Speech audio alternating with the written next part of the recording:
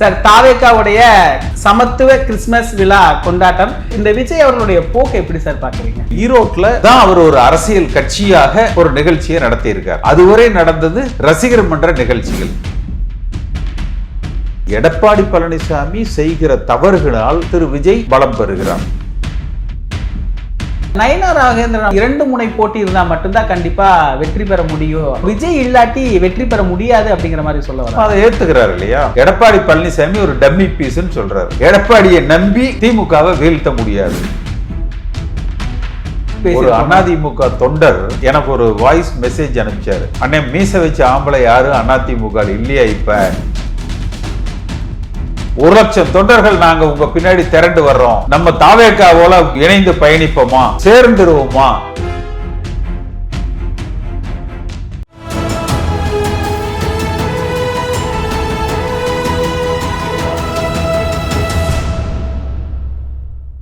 தமிழ் நிறம் நேயர்களுக்கு வணக்கம்.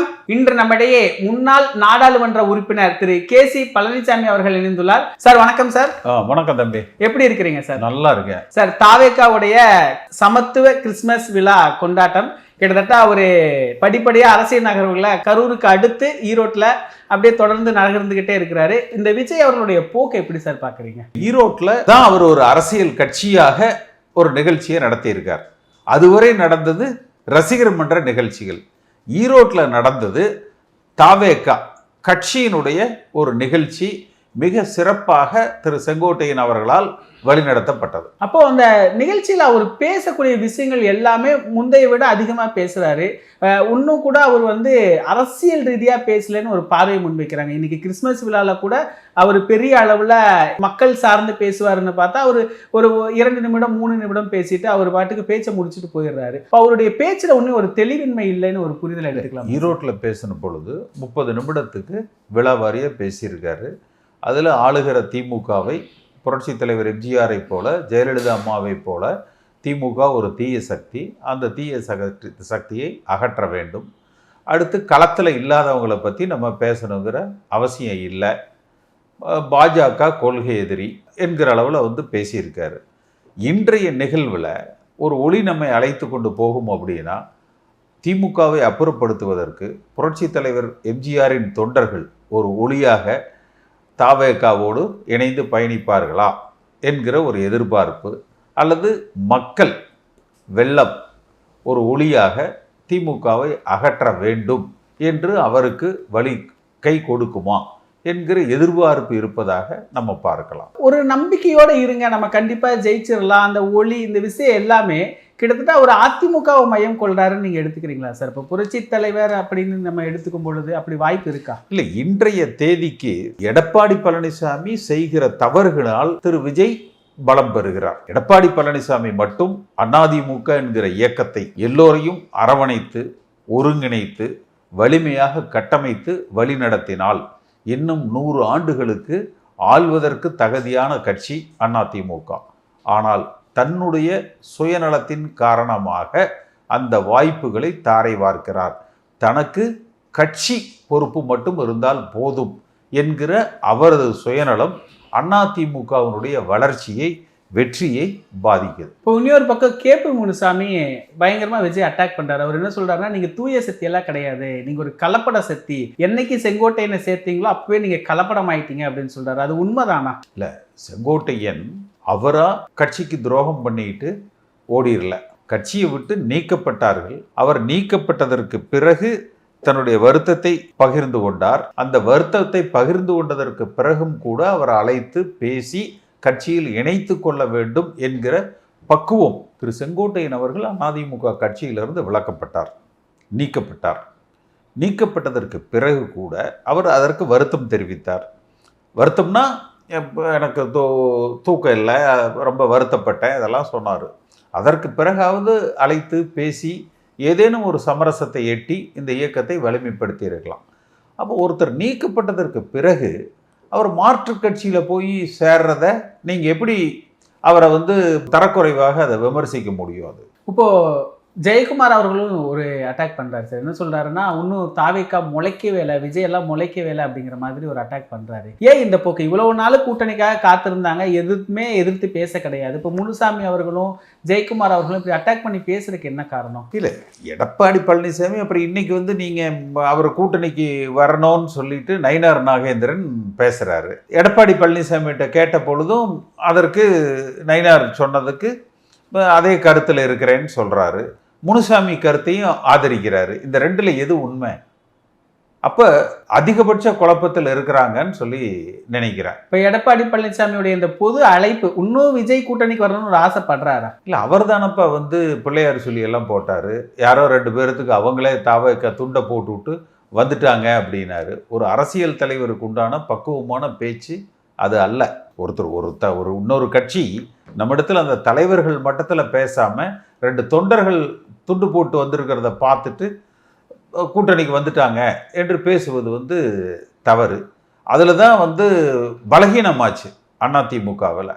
அதுக்கடுத்து இப்போ தூய கட்சி இல்லை, அது கலப்பட கட்சி, பல இடத்துல இருந்து நீக்கப்பட்டவர்கள் எல்லாம் ஒன்றா சேர்ந்துருக்கிறாங்க, இதெல்லாம் பேசுறது வந்து தவறு.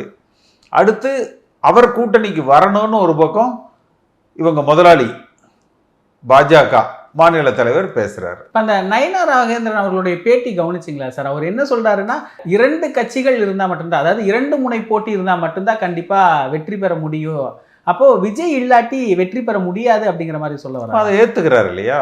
விஜய் இல்லாமல் திமுகவை வீழ்த்த முடியாது. அதாவது இன்னும் இப்படி கூட நம்ம நேரடியாக எடுத்துக்கலாம். எடப்பாடி பழனிசாமி ஒரு டம்மி பீஸ்ன்னு சொல்றாரு. எடப்பாடியை நம்பி திமுகவை வீழ்த்த முடியாது. இதற்கு முன்பு இருந்த அரசியல் களம் என்பது அதிமுக ஒரு வலிமையான கட்சி, திமுகவை வீழ்த்துகிற வல்லமை கொண்ட கட்சி என்று தானே எல்லோரும் பார்ப்பாங்க.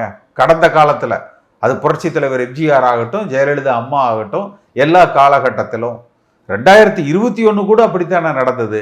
அப்ப இன்றைக்கு மட்டும் விஜயும் இணைந்தால் மட்டும்தான் வீழ்த்த முடியும் என்றாலே எடப்பாடி பழனிசாமி டம்மி பீஸ் என்பதை நயினார் நாகேந்திரன் தெரிவிக்கிறார். இப்போ அதிமுக தரப்புல ஒரு கடுமையான எதிர்ப்பு வரணும்ல சார்? இப்போ ஈரோட்டில் பேசினப்ப கூட அண்ணாவையும் சரி எம்ஜிஆரையும் சரி அவங்க வந்து பொதுவானவங்க, நீங்க போய் அழுங்கிறாரு ஒரு இடத்துல. இன்னொரு இடத்துல என்ன சொல்றாரு, நீங்களாம் களத்திலேயே இல்லைன்னு சொல்றாங்க. அப்படி இருந்து இன்னைக்கு பிரஸ் மீட்ல எடப்பாடி பழனிசாமி அவர்கள் கொந்தளிச்சு பேசியிருக்கணும். தாவேக்கா கூட்டணி பத்தி பேசினா எதிர்த்து பேசி.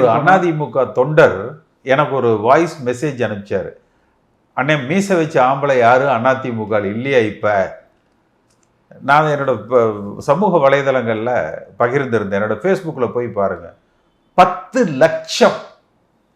லட்சம் அதிமுக தொண்டர்கள் தங்கள் ஆதங்கத்தை பகிர்ந்திருக்கிறாங்க. அதில் 10 லட்சம். அது ஒரு ஓப்பன் இது, ஃபேஸ்புக்கில் போய் பாருங்க இருக்கு. அவர் பேசுனது அதுக்கு எத்தனை வியூஸ் போயிருக்குன்னு பாருங்க. 10 லட்சம் பேர். இப்போ என்ன சார் அதிமுக பாஜக கூட்டணி நினைக்கிறாங்க? கண்டிப்பா விஜய் கூட ஏதாவது பேச்சுவார்த்தை நடக்குதா? உங்களுக்கு ஏதாவது தகவல் தெரியல? நிச்சயமா வந்து விஜய் தனித்து தான் போட்டியிடுவார். எந்த கூட்டணிகளுக்குள்ள வரமாட்டார். எடப்பாடி பழனிசாமி ஒரு மண்குதிரை என்பதை பாரதிய ஜனதா கட்சி உணர துவங்கி இருக்கிறாங்க. இப்போ நயினார் நாகேந்திரன் இந்த இடத்துல எடப்பாடி பழனிசாமியை பலவீனப்படுத்துற மாதிரி ஒரு இடத்துல பேசுறாரு.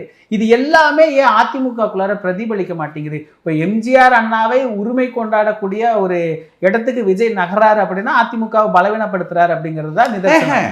இவர்கள் பலகீனத்துல தான் அவர் அதை பயன்படுத்திக் கொள்ள. இவர் பலகீனப்படுத்தல, இவர்கள் பலகீனமாகி விட்டார்கள். அந்த பலகீனமானதை அவர் பயன்படுத்தி கொள்கிறார். அப்ப இது இந்நேரம் விஜய் அதிமுகவை பலகீனப்படுத்தல, இவர்கள் பலகீனப்பட்டு விட்டார்கள். இந்த பலகீனத்தை விஜய் பயன்படுத்திக் கொள்கிறார். இப்போ இந்த நிலையில அதிமுக இந்நேரம் என்ன நிலைமைக்கு வந்திருக்கணும்? எப்படியான அவர்களுடைய எதிர்ப்பை கொண்டு வந்திருக்கணும்? யார் தனித்து நின்று ஆட்சி அமைத்த கட்சி அதிமுக. 234 தொகுதிகளிலும் தனித்து நின்று வெற்றி பெற்ற கட்சி அதிமுக. ஆட்சி அமைக்கிற வெற்றியை பெற்ற கட்சி அதிமுக. 2021 பெற்ற வெற்றியை கூட இந்த முறை பெற முடியாது. அதனால் விஜயும் தேவை என்கிற நிலை அதிமுக தொண்டர்களிடத்துல ஒரு கலக்கத்தை நிச்சயமா அது உண்டு பண்ணும். இன்னும் இவர்கள் யாரும் இன்னும் களத்துக்கு போகல. மக்களிடத்துல சென்று, அதிமுக தொண்டர்களிடத்துல சென்று தேர்தல் களத்தை சந்திக்கிற பொழுதுதான் இதனுடைய வெட்பம், மக்களது மனநிலை, அதிமுக தொண்டனின் குமுறல்கள் இவர்களுக்கு தெரிய வரும். நிச்சயமாக ஏன் இப்போ அதிமுக பல முன்னாள் அமைச்சர்கள் தொகுதி மாறி போட்டியிட வேண்டும் என்று நினைக்கிறாங்க? அதுலேயே தெரியலையா? தன்னுடைய தொகுதியில் வெல்ல முடியாமல் மற்ற தொகுதிகளுக்கு இவர்கள் அடைக்கலம் தேடுகிறார்கள் என்றால் அப்ப அந்த கட்சி அது ஒரு பலகீனமான ஒரு நிலை தானே, அதை உணர மறுக்கிறாங்க. அப்ப தொடர்ந்து 5 ஆண்டு காலம் தொடர்ச்சியாக அதிமுக என்கிற மாபெரும் இயக்கத்தை சரித்து ஒழித்து அதனுடைய வாக்கு வங்கியை சிதைத்து இன்றைக்கு தேர்தல் வருகிற நேரத்தில் யார் முதுகில் ஏறி சவாரி செய்யலாம் என்று இவர்கள் தேடுகிறாங்க. பாரதிய ஜனதா கட்சி அதிமுக முதுகில் ஏறி சவாரி செய்து அதிமுகவை அபகரிக்க நினைத்தால், ஆனால் அதிமுகவினுடைய நிலை இப்படி இருக்கிறதே என்று அவர்கள் இன்றைக்கு வருந்த துவங்கி இருக்கிறார்கள். அதனுடைய வெளிப்பாடு தான் நயினார் நாகேந்திரன் அவர்களின் பேச்சு. இப்போ இன்னைக்கு எடப்பாடி பழனிசாமி அவர்களுடைய பிரஸ் மீட்ல இன்னொரு முக்கியமான விஷயம், ஒரு அழைப்பு விடுக்கிற ஒரு பொது அழைப்பு விடுக்கிறார் சார். அந்த பொது அழைப்பை எப்படி புரிஞ்சுக்கிறீங்க? கூட்டணிக்கு இப்படி ஒரு பொது அழைப்பை பொது வழியில கட்சி தலைவர் விடலாமா? தாவேகா கூட்டணி பத்தி தான் கேட்கிறாங்க. அப்போ திமுகவை எதிர்க்கிற எல்லாரும் எங்க கட்சிக்கு வாங்கன்னு ஒரு பிரஸ் மீட்ல ஒரு பொது அழைப்பு கொடுக்கிறாங்க. இது எல்லாமே தன்னுடைய தலைமையில் தனித்து நின்று அதிமுக வெல்லும், ஆட்சி அமைக்கிற பலத்தை பெறும், திமுகவை வீழ்த்துகிற சக்தி அதிமுகவுக்கு மட்டுமே உண்டு, யார் தயவுமின்றி நாங்கள் ஆளுகிற திமுகவை வீழ்த்துவோம் என்றால் மட்டும்தான் அது அதிமுக கட்சி.